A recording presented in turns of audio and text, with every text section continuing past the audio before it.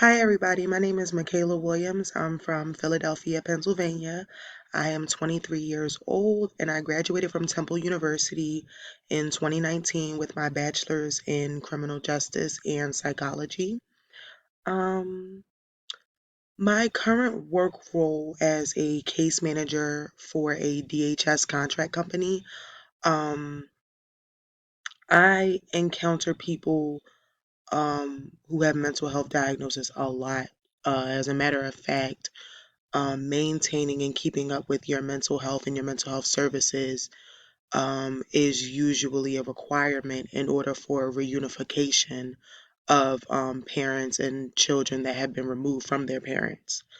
My beliefs about mental health diagnosis, I just feel like it's very subjective. Everybody's situation is different, and all treatments and like different strategies may not always work the same for everybody. So you just have to take it one step at a time.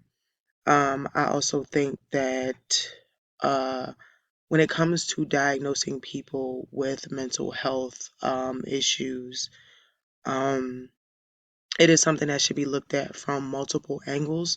I don't think you can simply just sit down and have a conversation with someone and automatically know, okay, this, and this is wrong with you. I think it takes a little bit deeper digging.